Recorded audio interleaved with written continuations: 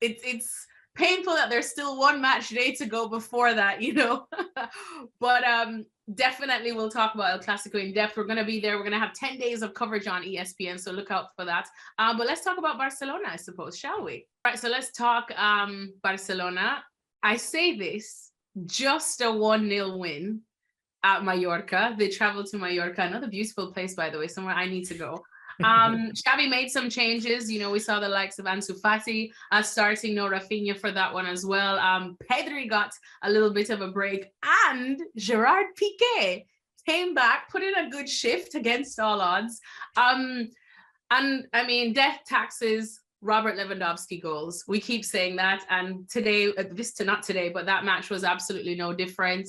Rodri, thoughts on this win? Do Barca look still as convincing as we'd want them to look before El Clasico, especially because after the international break, they've suffered a couple of concerning injuries. Memphis Depay, of course, on duty for the Netherlands, as well as Frankie de Jong. And a big one, the one that genuinely hurts me, is Araujo, because we've spoken about how much I rate him as a player, as a very vocal, almost second captain, third captain, if anything. So what did you think of the win?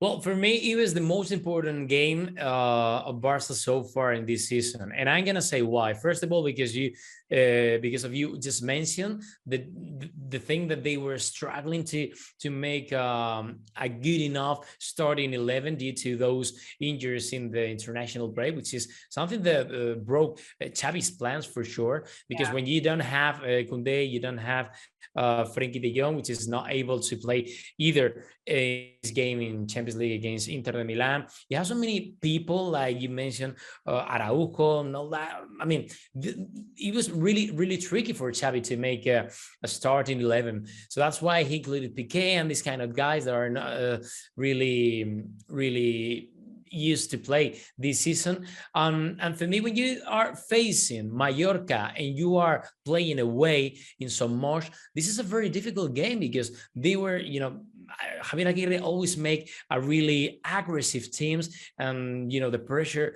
that they have against Barcelona is huge. So that's why for me it was the most important victory for Barca so far in this season. First of all, because of those injuries, and secondly, because that win provokes that Barca now is the actual leader of the table.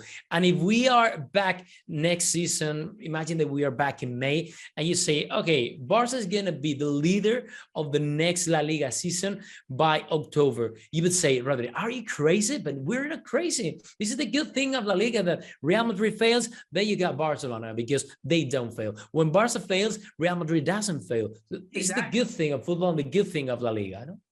It's just crazy to see that, Barca are at the top of the table now after this match day weekend, because as we said, over the last year, we've seen the good, the bad, the ugly for Barcelona.